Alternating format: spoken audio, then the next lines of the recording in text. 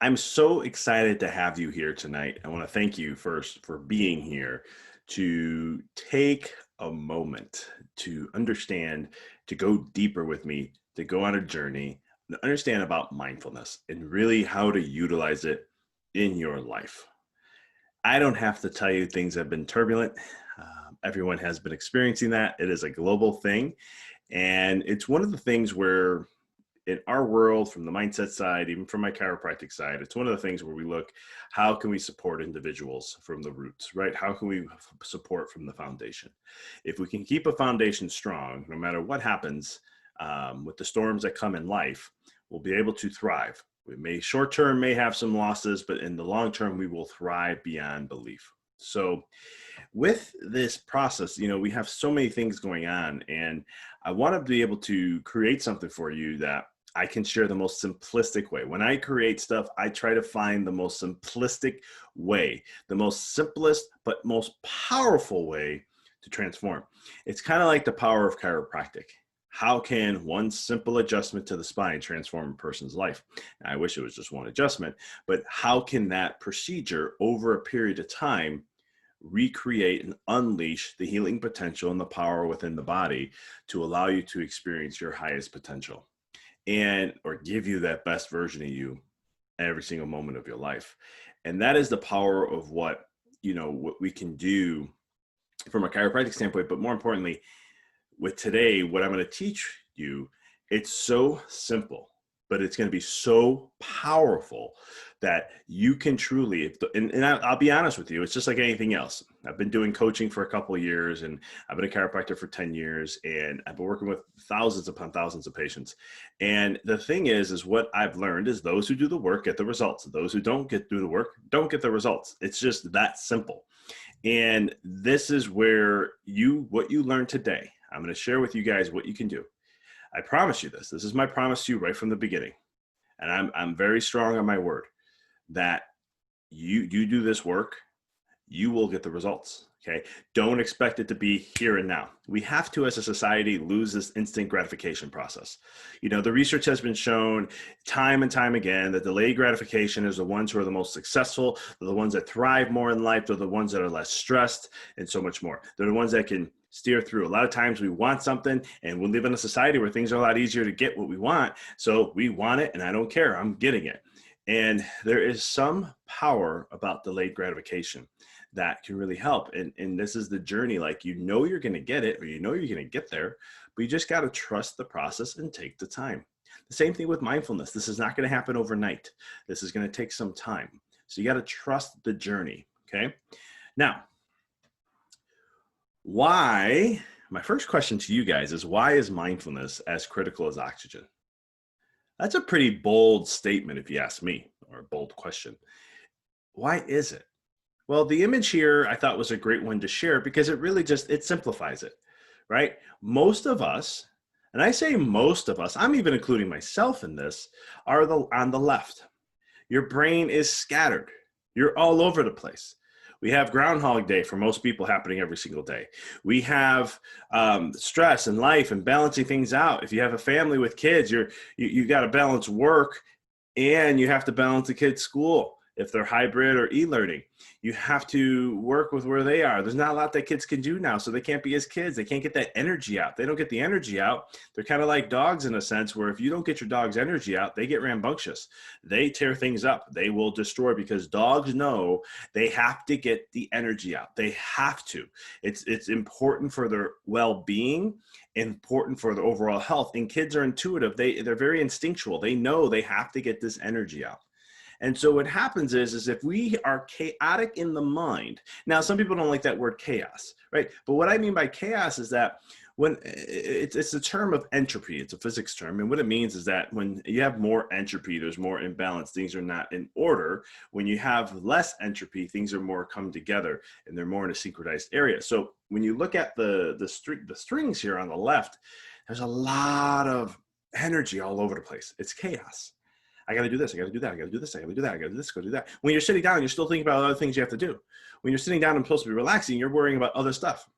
And the key thing is, How do we get that to slow down? Because what that does is it stresses the nervous system. From a chiropractic standpoint and from a neurological standpoint, it stresses the nervous system. When you stress the nervous system, you stress the body, period. It's just going to happen. And so how do we calm the mind, right? We live in turbulent times and there's a lot going on in this world. And we have to come to the point of calming the mind.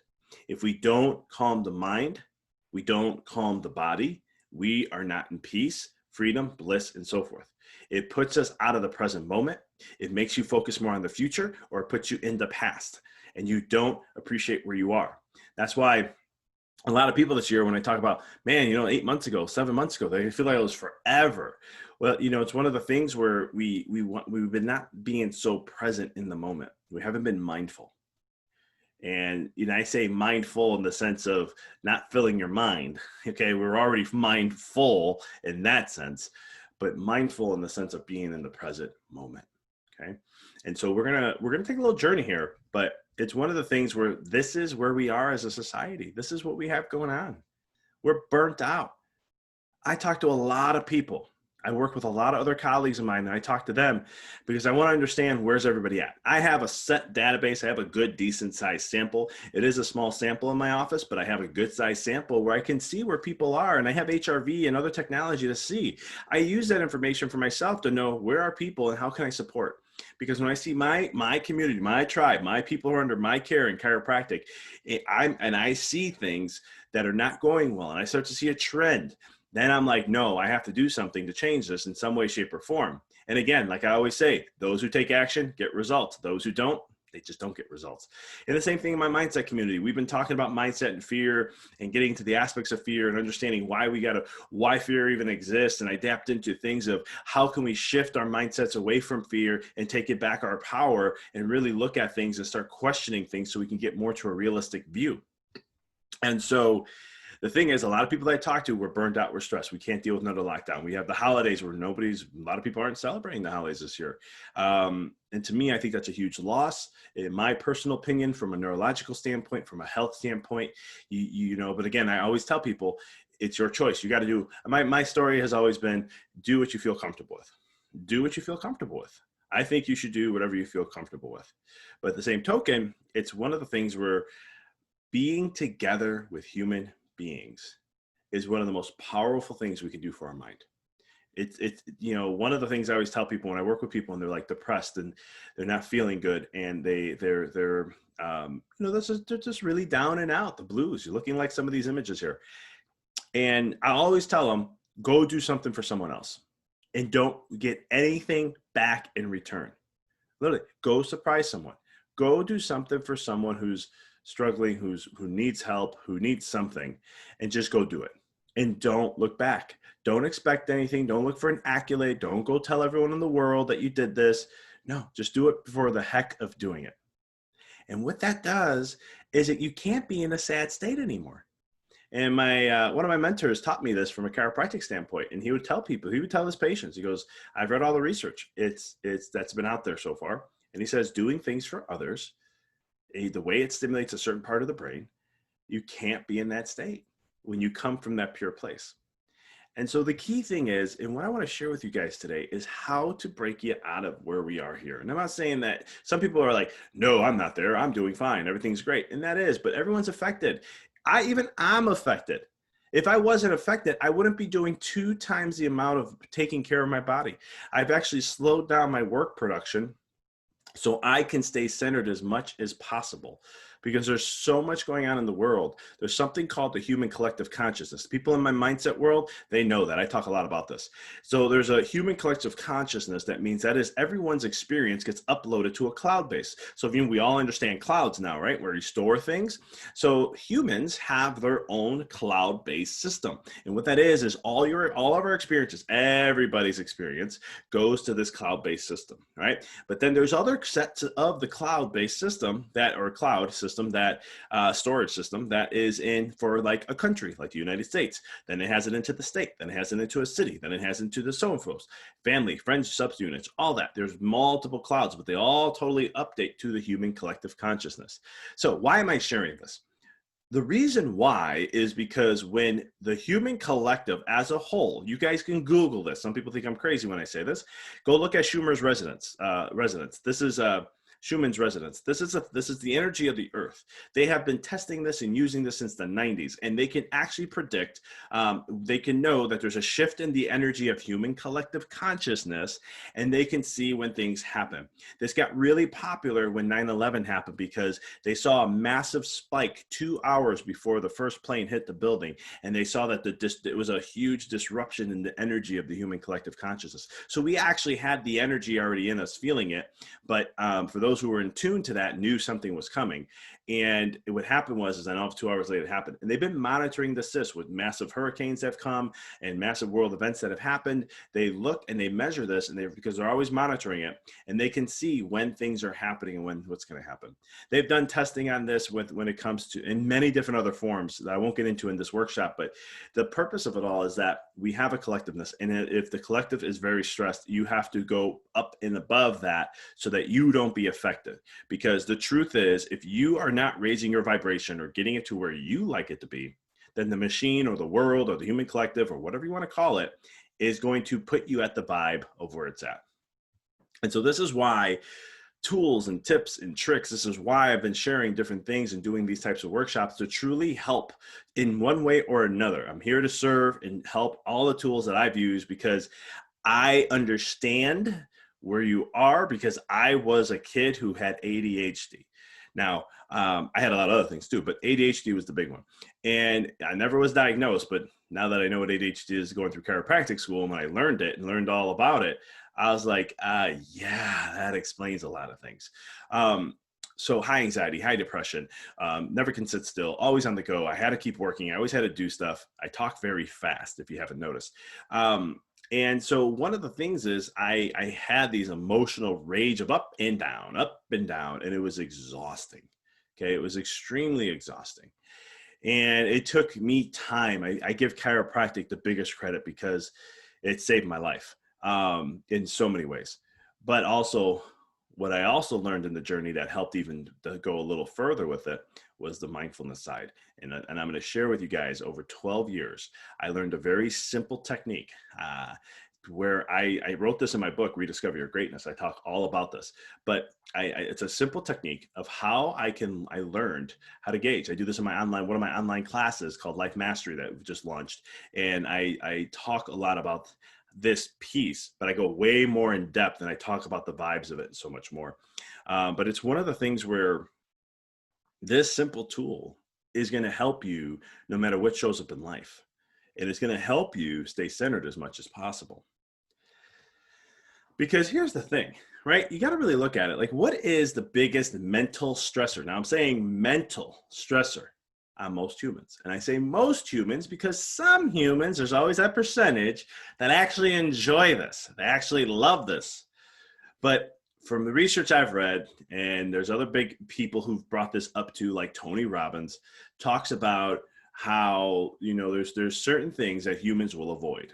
And I've learned over time that one of the biggest things that people dislike, people don't enjoy, is this right here. Now, you may be going, I don't understand what this image means, right? You're seeing an arrow. It looks like the person knows where they want to go. Well, not really. They see the path where they want to go, but then there's a ton of other paths that may come up that they may jump on. They don't know what's happening. And so the biggest thing that people worry about, don't like, have a fear to, is the unknown, the uncertainty. If you think I'm crazy, think about how you feel with death. I don't even like to say the word. It's more of a transition. But death, right? It's one of the top fears that people have. The only other one that's bigger than that is public speaking. And so why? Why do we fear death? It's the unknown. But let's say not death. That's a little grim, dark, right? How about if we go to a different one? Well, let's think about something in life that you're going to go down that you have no clue how it's going to turn out. How did you feel? Were you nervous? Were you anxious? Did you have worries and fears? Did you have some anxieties that were kicking in? Racing thoughts, right? There's a reason why I'm mentioning this. But when you look at it, there's uncertainty, and there's so much uncertainty. Look at the world today. Why are people stressed? Well, it's just because we have lockdowns. We can't do what we want. Okay, when's the lockdown going to end? Well, I don't know. That's a frustrating part. When do you think it's going to end? People want to know because they want that control. We are control fiends. This is what the ego part of your mind, left brain, wants control. It wants to know what's happening and have the predicted outcome. We as a society are egocentric. Okay, we're all egocentric, all about control. If you think I'm crazy, and if you have kids, see how you manage your kids. Not saying there's something wrong with this, there isn't, so please don't take it that way. Don't take it out of context. What I'm trying to say is just we want control in things. We want things to be a certain way, and that's it. Okay. Most people work on this. There are a few people, that's why I said there's a small percentage of people who actually love this. They love not having things be in order. They love things just to be whatever, and they'll just love the dance of life. Bless their hearts. I'm not one of those, and I wish I was. I wish I was more like that. I've learned over time to be a little more like that. But there are some that are really like that, and I'm just like, I don't know how. I can't. I need a plan. I need a vision. I'm okay if it doesn't go that way, but I need at least to have some direction. But it's the uncertainty of life that really gets the most of us. And we've been living in the last year with uncertainty. But there's a blessing behind this. There's a silver lining always. And depending on where you are determines how you are being affected by it. Because when you look at this silver lining, the silver lining is it's teaching you how to embrace the uncertainty better. It's teaching you how to trust the process. Trust something, right? Trust you. That's a good one. Trust universe, God, Allah, Jesus, Buddha, Krishna. It doesn't matter.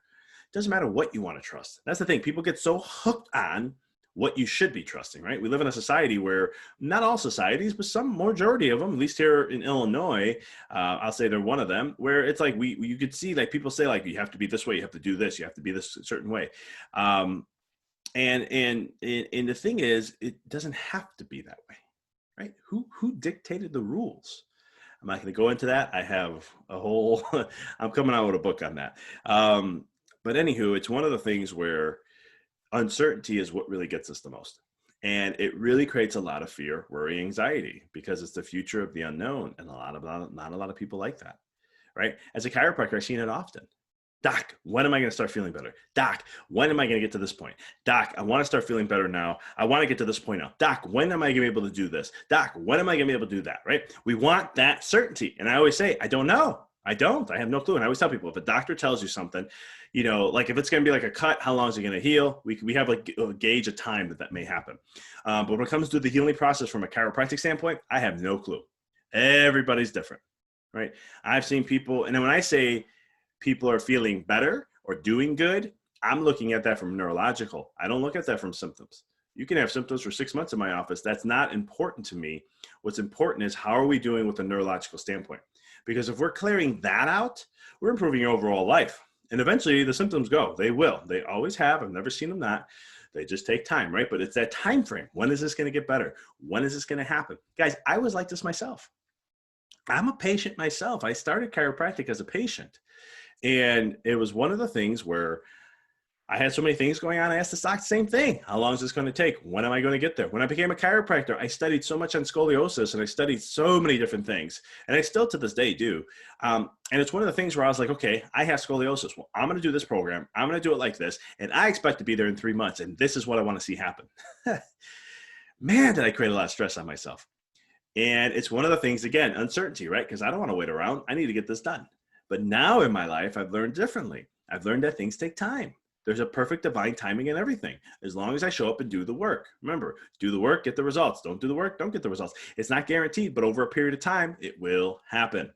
Okay, I've seen this with coaching clients of mine from the mindset world, where I work with them and help build up their life in whatever way they want. It's them creating the life they want. I support with them and guide them in the journey. I have business and entrepreneur people who've created businesses, revamped their whole career and went a whole different direction.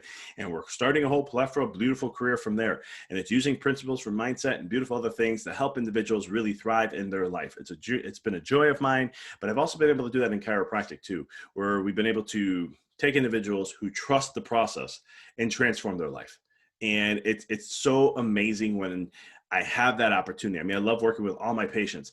I really do. It's more of a service. And I always joke, everyone's like, you're always in a good mood when you're in the office. Well, it's my happy place. How can I not be in a good mood when I'm in my happy place? But the key thing is being able to take someone who's not doing well, chronic illnesses and all these different things in life, And usually I'm the last hope. Rarely does someone come to me first. It does happen once in the blue moon, but it's rare. Most of the time I'm the last person they're going to. And they're all burnt out. They're done. They have nothing else left to give. They trust the process. I tell them, just trust the process and I will work with you and we will figure this out, because it's a journey and it's a process. And then when we get there and they trust us and we get through the process and they get their life back and they can start doing what they want to do again and do more than what they want to do and break records in what they want to do, and they feel more freedom, more energy, better sleep, and they just feel better overall. That is the most rewarding thing for me. That is the biggest reason why I'm a chiropractor. And it's also in the mindset world, when people are trapped and put in these prisons that you don't know you're putting yourself into, these mental prisons. And then we unleash and break that mental prison. It's a beautiful process to see what happens to the individual. So I know I'm going a little deep in here, or going rambling a little bit maybe, but I really want to emphasize the uncertainty and really bring different perspectives and different angles when it comes to this. Now, I want to get into a little bit of what is mindfulness and really just break it down. Okay. This image I love this image. I've used it so many times when I teach mindfulness. And I didn't mention this in the beginning. I've actually been teaching mindfulness for about 8 years. I actually did a high school curriculum a few years back, 3 years ago. And I can't believe it. 2017, I did a whole 2-week course. I did it on 4 different age groups. We did high school students. I did 2-week sessions for high school students. We had one day, Mondays and Wednesdays for one set, Tuesdays and Thursdays for the other. It was 2 weeks. I taught them a whole plethora of mindfulness and wellness-based aspects. We've done it for 14-year-olds, incoming freshmen, for the same high school, and we did the same process. So I've done mindfulness for a long time. I've actually did when I had a corporate wellness, I did a lot more corporate wellness. I was actually flown out to a couple of areas in New Jersey for a couple of corporations, and I've done some locally here where I taught about mindfulness and wellness and so much more in that perspective. So this is not something new to me. I know it's becoming very popular now. This is something I've been doing for a pretty long time. But when I look for things, right, guys, simple and easy. Mindful on the left, mindfulness on the right. You notice that there's a couple here, friends, whatever you want to call it, and they're just taking a walk. And you have one person. How many times you've been on a walk in peace and bliss and you're worrying about things they have to do for the day, worrying about what's going on, right? We see this most of the time in right brain dominant individuals, mostly women, because women are always thinking of a lot of things that are happening. So, because women can handle more, they're more neurologically more advanced than men are. So they can be walking and enjoying the trees and the bliss and all this, and then they could be focusing on other things they have to do. And their minds are very complicated from a neurological standpoint. That's what I mean it from. So please don't take that out of context. Just from a neurological standpoint, you're more advanced. You are. It's just what it is. But the mindfulness side, you can call it present moment. You're just here in the moment, and that is all you're experiencing, okay? That's mindfulness. It's in The Power of Now. Eckhart Tolle has a book on that. He's written called The Power of Now, and he goes into the whole power of being in the moment. And the true essence of being in mindfulness is that you enjoy more of the moment. Okay. The true essence of being in mindfulness is that you actually become less stressed out. Stress doesn't really exist here. It's more of you just enjoying the moment. And when you're in the moment, everything is maximized. And what that means is your experience is amplified. So if you like the breeze of the wind, you feel the breeze more. It has like a living entity to it. You can just feel the essence and the energy of it. You take a deep breath in, you can smell that fresh oxygen when you're walking through nature or outside. And you just take it in and you appreciate the moment. You know, it's like you're seeing things for the first time. You look at the trees and how they window the branches right now in the wintertime here in Chicago. You know, we don't have leaves on them right now. But you look at the trees, you can see the beauty behind it. And it's really just taking in everything and really just being there in the moment, rather than what most of us do is being mindful. Okay. And so this is why some people always ask me like, hey, Doc, you had a busy day today. Or in my office, my team knows they can't use that word. Busy does not exist on our team. It's not allowed. My team will hear me. I'm very detailed. I don't know what specific. I'm big on words. And so busy is to the left. That's what busy looks like. High demand is on the right because you're just focusing on what you got to get done for right now. You're in high demand at the moment. You're just cranking away. Now, some people go, Doc, that's just a play on words. Well, it's semantics. There's a vibration to it. There's a frequency to it because when you're busy, you're all over the place. And when I teach this with entrepreneurs, I always say never use the word busy, because what you're telling the universe is that you got too much on your plate and you can't take on anything else. When I'm just in high demand, I'm in high demand. I'm loving life. I'm in high demand. I'm cruising through. I had a coach teach me this. It's not mine. And I loved it because it was like, wow, yeah, that's right. I'm just in high demand. I'm not busy. I'm just in high demand. It's just a high demand time. Let's have fun with this. Let's enjoy this. This is awesome. Let's do it. And so I get really pumped up in high demand times. I do it in my office. I do it in my when I'm outside the office, and so forth. So mindfulness is that place. But I'm going to get into a little bit deeper. I'm not going to get into. There's some deeper aspects to mindfulness I want to get into, but I'm going to do that afterwards when we start teaching some of the tools, because I want to talk about the tool and then how did mindfulness really play a role in that. And we'll get into some neurology and so much more. So what I want to get into here really quick, we talked a little bit about the mindfulness. I want to get into the Jedi mindfulness techniques, right? I call it Jedi because this is the most simplest thing you can do, okay? I had a discussion. I've interviewed a lot of people on my podcast, and it's very well ranked. It used to be number one in Canada, UK, and Australia for self-help back then when they did have self-help. And I was in the top 15 in the United States. Now the podcast is where we're making our comeback in mental health. Is where we're really marked at, and alternative health and a few other categories. But we've been hitting in Israel in the top 50. We've actually gotten to the top 32 in Israel. I've been in the top 50 in Taiwan. The UK, I'm in the hundreds. Canada, I hit 132. So we're getting back up there, but I've interviewed a lot of prolific people, and I have a lot of people lined up. As of this recording, I have 17 people locked and loaded, ready to go for interviews. But what's very amazing is I always love the conversations I have, because sometimes I'll get in conversations with people and we'll get into mindfulness, we'll get into meditation. And I always tell them, I'm like, listen, I don't want to get into another meditation technique to share with my listeners. No, I don't want to get into another breathwork thing to share with my listeners. I want something that's real and authentic, that's going to be different. Tell me something different. Tell me something that's going to surprise me. And so I'll go into like what I share with my coaching clients and so forth. And we'll have a nice discussion on that. And it's really powerful. And so I'm going to be sharing this with you guys. So you don't have to listen to 7, 8, 9, 10, 12 podcasts I've done with interviews. I'm going to put it nice and simple here. The most simplest thing, right? Now, I know it's going to come simple, but there's a beauty. And I think you keep things simple, the more powerful it is. And so what I looked at is when I wanted to present tools to you guys, I wanted to look at what was the most powerful thing I could share with you that you can start immediately. I don't mess around, guys. I'm a very action individual. And so like even in my coaching, like when I'm going to take on a coaching client, I tell them straightforward, you got to be willing to take action and you got to be willing to do the work. And we're going to work on mindset. We're going to work on the basic and the foundations of everything, but I need you to do the work, because if you're not going to do the work, we're not going to get there. Then you're going to blame me. And at the end of the day, it's like, no, we got to do the work, because I'm the type of person, I'm going to do all the work I can to get to those results, and we'll get there. And just got to keep the communication open, and we'll make sure that we make it happen. And so here is the first one. And here's the thing about this one. You have to do this regardless. You have no choice. Unless somebody knows a technique I don't know about. And actually, I'll be honest, I'm not even going to go there. But this is something you have to do regardless. You got to eat. This is the most simplest thing you can do. Okay.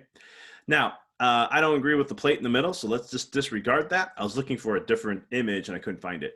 But here's the thing. What is mindful eating, right? A little over a year ago, I had a restaurant owner in town who I loved her vision. I loved her what she wanted to create.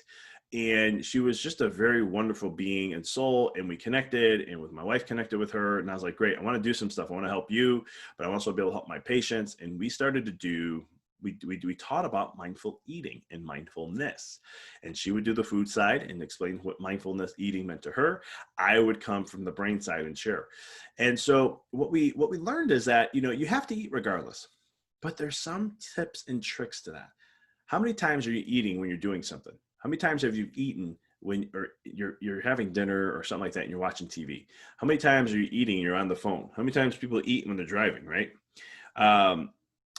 And if you're one of those, I'm not making fun of you, please. I'm not that type. I'm just pointing out that we all do this some way, shape, or form. There's times where I get home and I have like 5 minutes and I'm just like trying to hurry up and scarf time down, look at my phone, making sure I got my schedule ready to go. I do it too, guys. I'm not one to, I'm with you on this path. And so what happens is that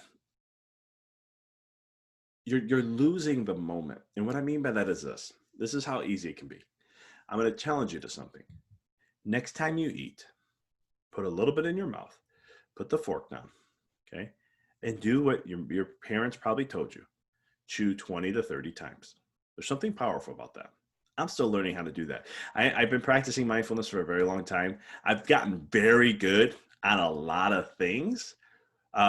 This is my struggle. And I'm being honest with you guys. I'm being fully transparent. If for patients in my office, ask my wife.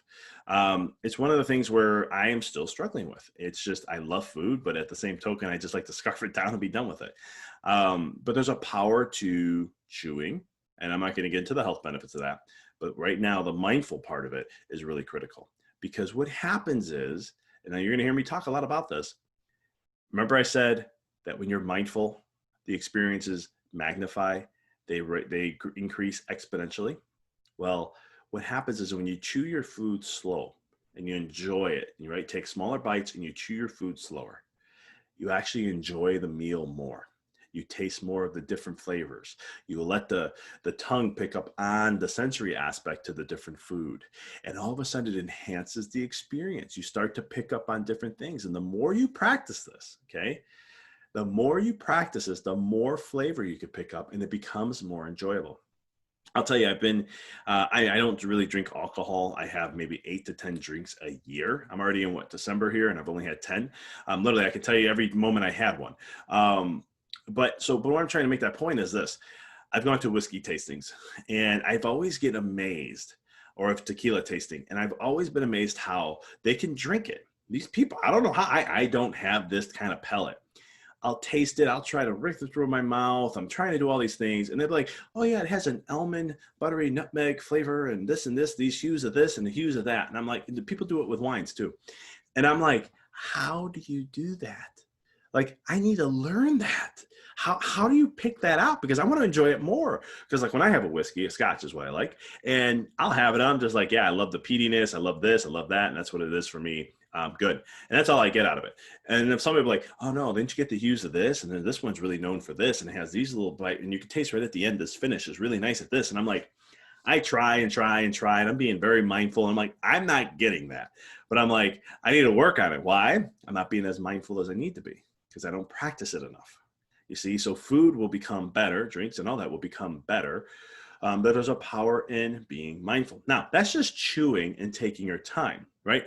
Be slow. When you eat something, don't have anything in your hands. Put something in your mouth, put it down, and just chew and enjoy, okay? Second, always be with family. There is something in the power of eating with people and community. It is powerful.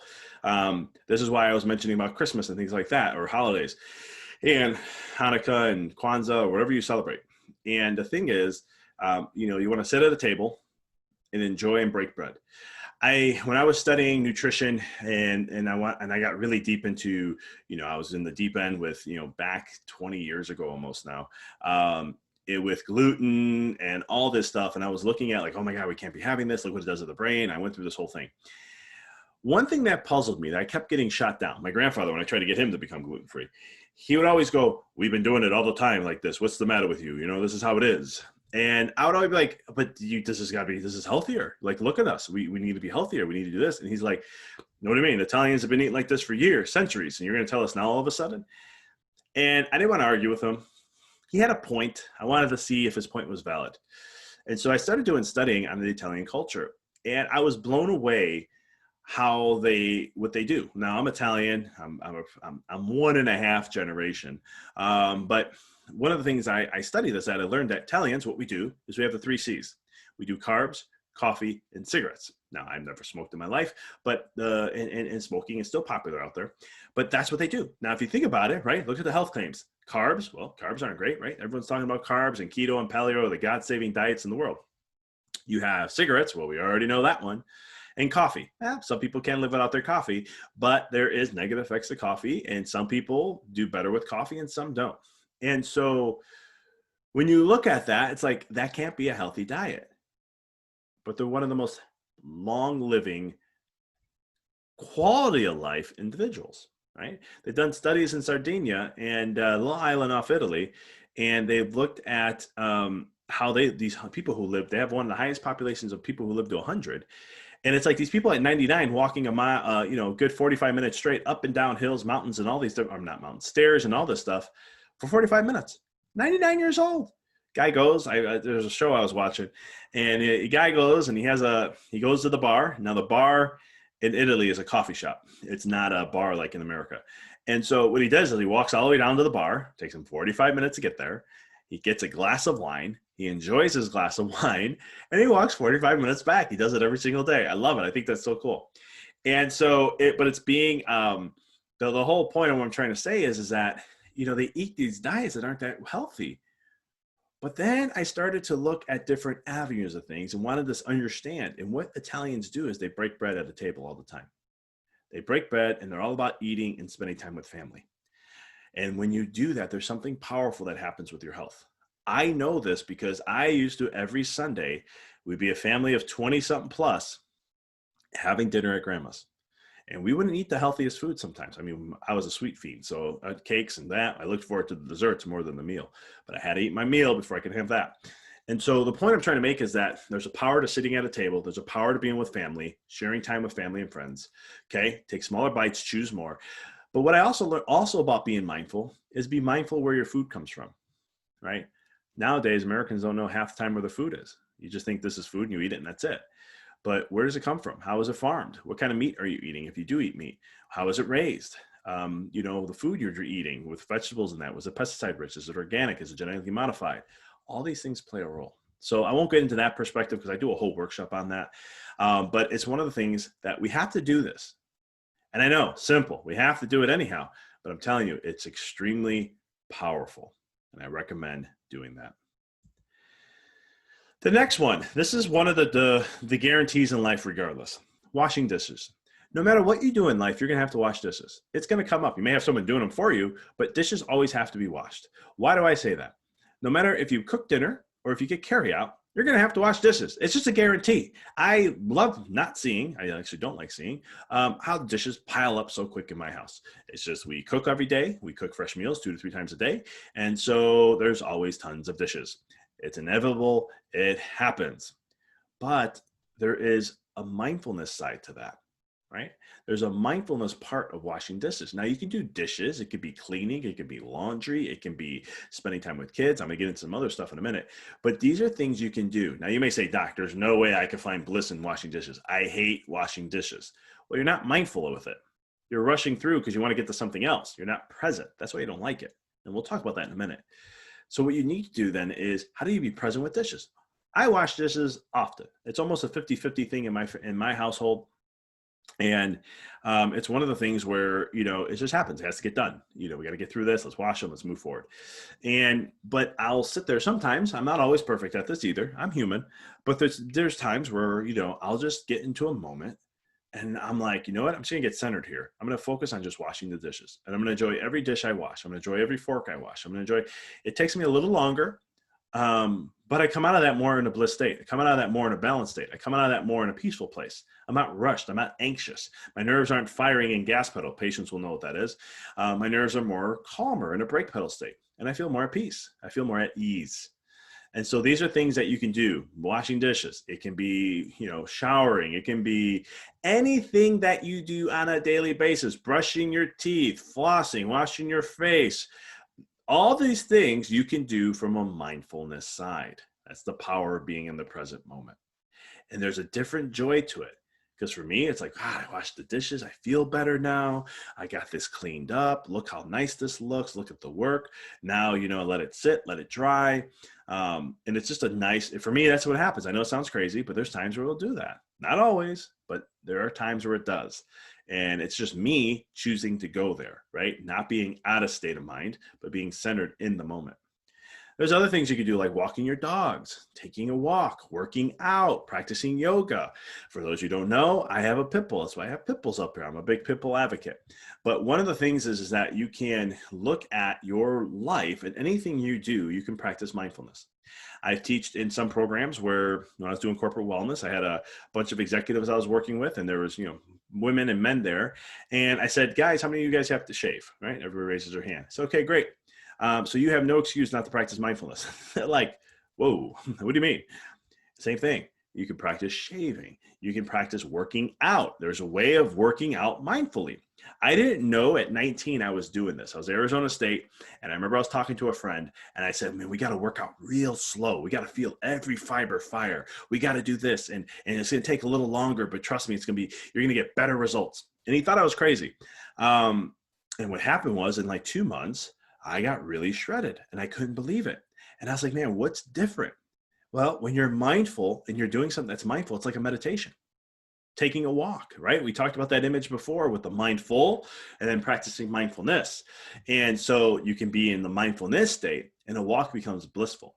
And just look at people how they are. You can tell. I can tell when people are in a rush. They're not present. You can see they're thinking. Their energy is not there. It's all over the place. Where when people are just enjoying it, there's a different walk to them. There's a different stride. You can tell they're like. You can tell they're happier. There's a difference to that, and it's being a moment. When my wife and I, we take our dog for a walk every day, and for at least 30 to 45 minutes. And it's one of the things where it's our enjoyment to enjoy each other, where we have conversation.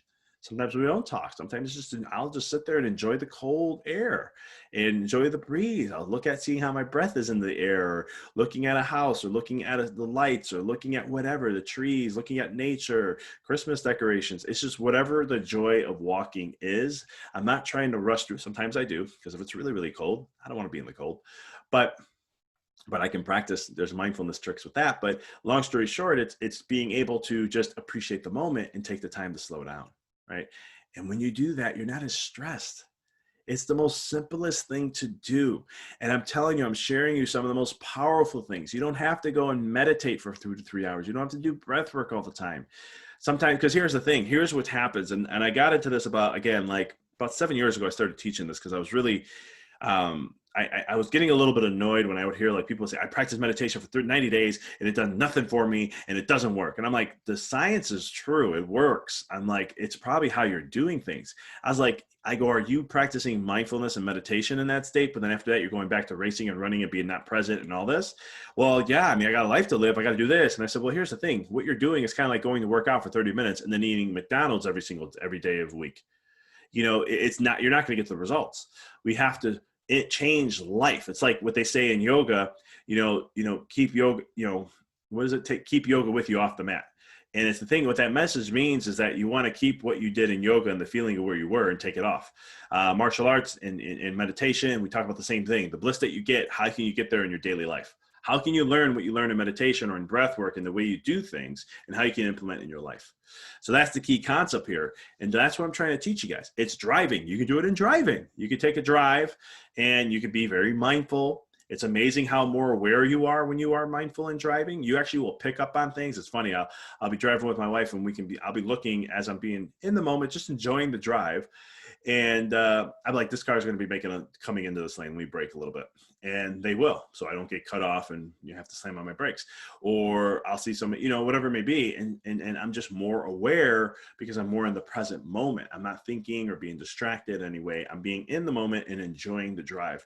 And I used to teach some Jedi tricks of how you can be like super in the zone drive focus, but that's a whole nother story for another time. Now you can do this also with spending time with family, playing games. You can do this with work, right? Working, you can be mindful with work. It's very powerful. I even taught the high school kids how to be mindful with homework and how they can find joy in homework and doing certain things. We did tips and tricks, playing games with the kiddos. It could be video games also. You're in the moment. You're enjoying the time. When you're a kid, when you used to do that, it was easy for you to be mindful. As an adult, we lose the tips and tricks. And I think that's what is true aging because, age is just a number. It's how you feel.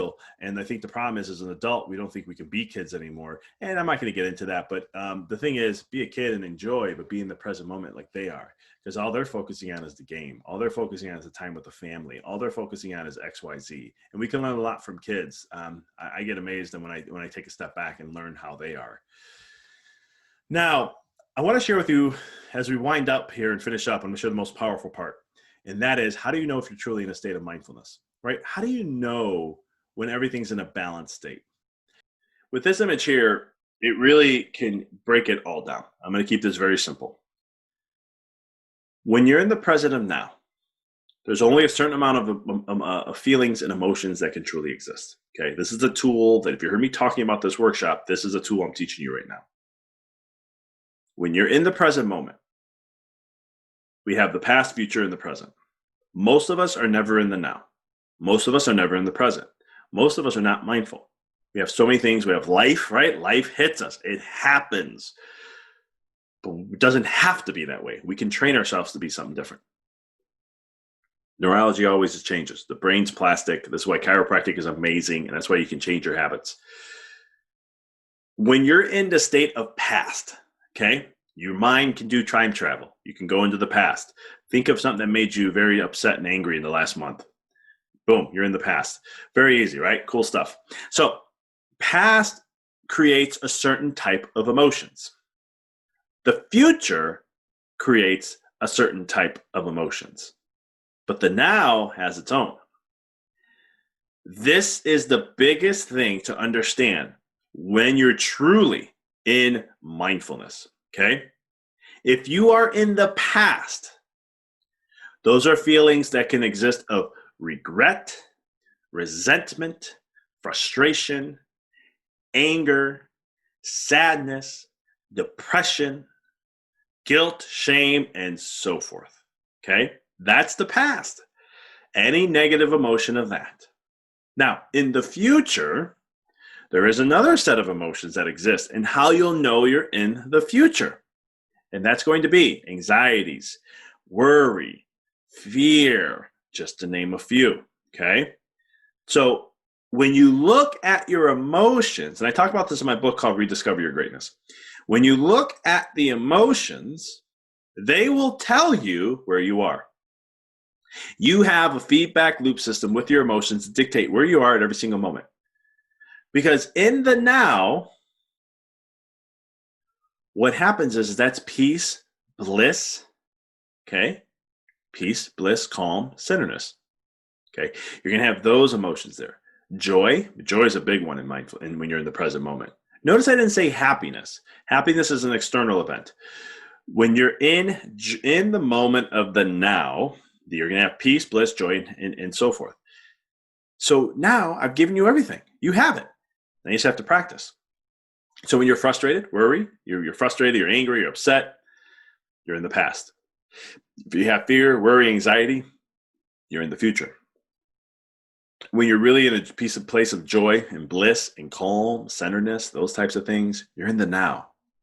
And when you're in that moment of the now, you can truly experience more of what's going on around you. It changes everything. So the emotions are going to be the biggest key. Now, there's something here that I teach in my 5-week course, Talk the Emotional Guidance Scale. I didn't come up with this. This is actually work by David Hawkins, Dr. David Hawkins. The one book that has transformed my life called Power versus Force.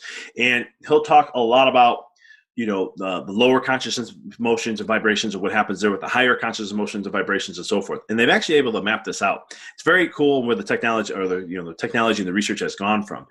But I always tell people that you're going to experience. So if we go back here, you're going to experience more lower net vibrational emotions or experiences from the past and future.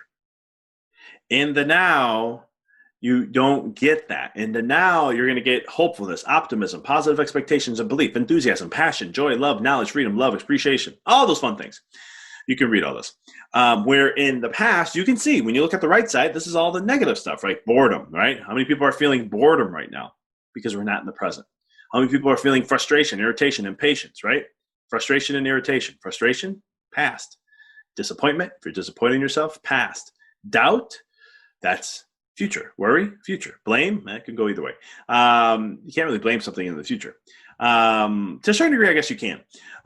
Anger, and I can go down the whole path, but this is again, lower vibration frequency of emotions is going to be in the past or the future.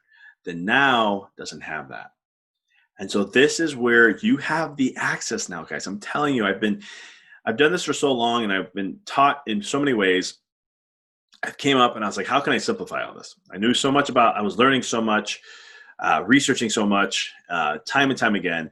I have a bottomless thirst for knowledge because I want to get knowledge so I can create experiences so I can get as much wisdom as I possibly can in my life.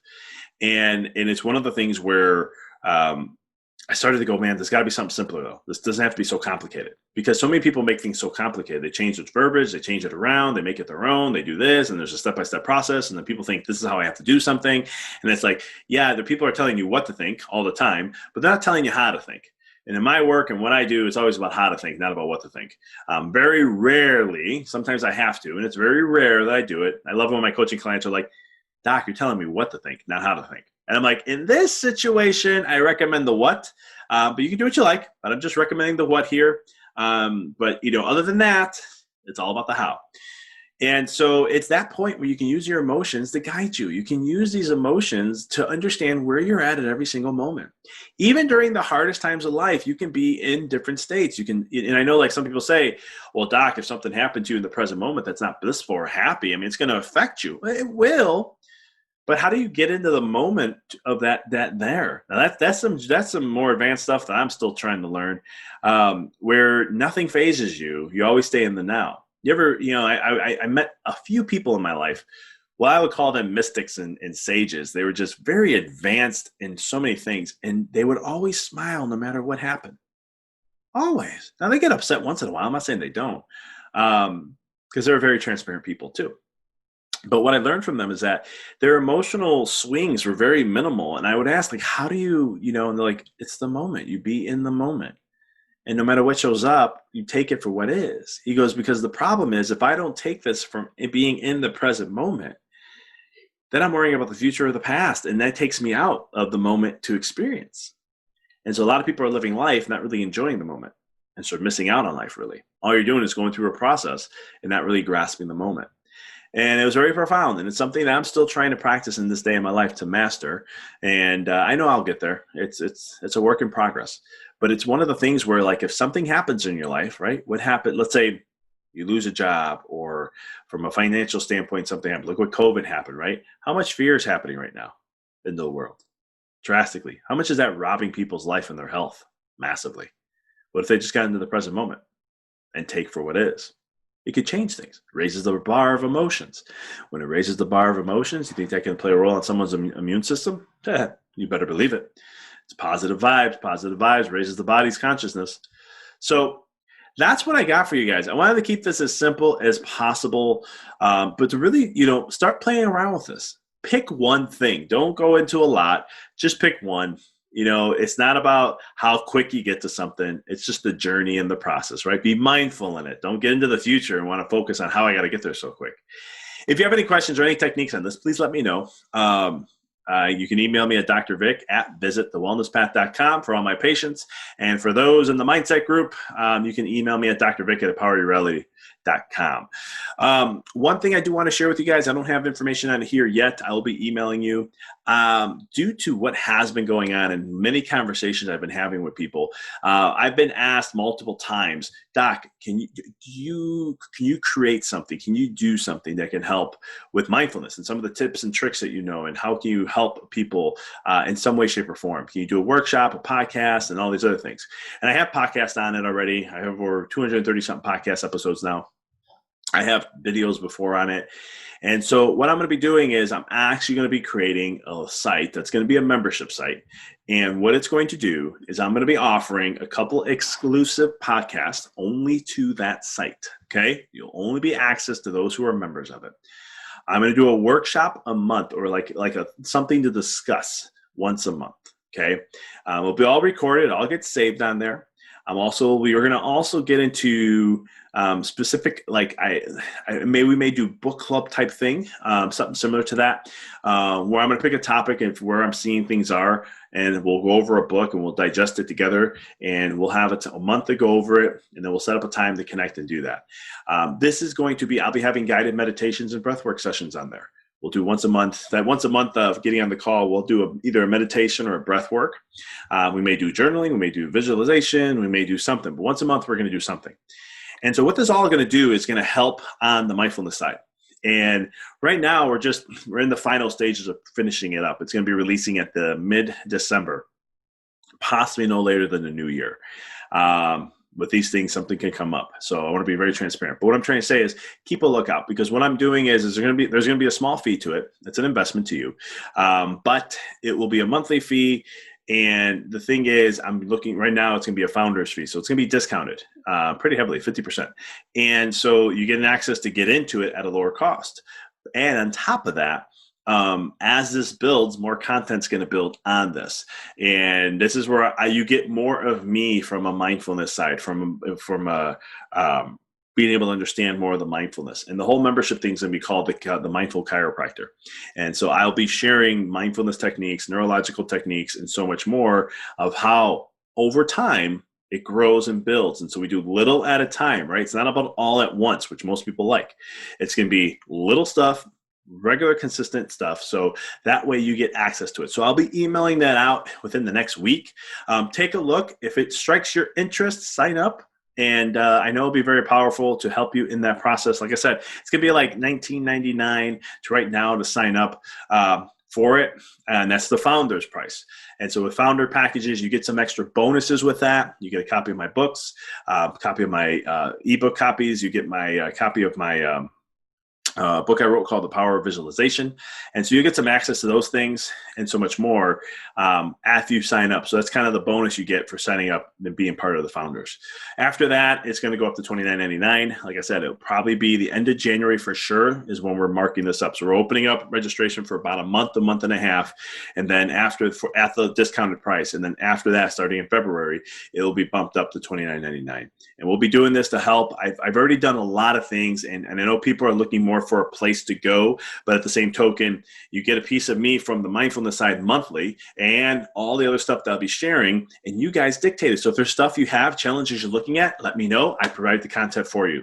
So it's kind of like almost like coaching with me, but in a different way. I'm creating that because it's been asked a lot. I do have like my online classes. We're launching 2 more online classes. I'm creating a masterminding group that we're having from the mindfulness side. For those in the community, you already know about that. I don't really share this a lot with my patients. So if you're a patient, don't get offended if I don't share it much. I try to keep the businesses separate. But there's stuff that I'll be coming out with too. And sometimes they're higher tag prices. And some people are like, I just can't at this time. So I've been looking at ways of how to serve in a sense to really help and create great content, great stuff to create transformation, not just to inspire, to make you feel good, and that's the end of it, but to really create great transformation. So look for an email that'll be coming out in a week. We'll be sharing it. It'll be called the Mindful Chiropractor. That's what I'll be talking about. That's where the site will be.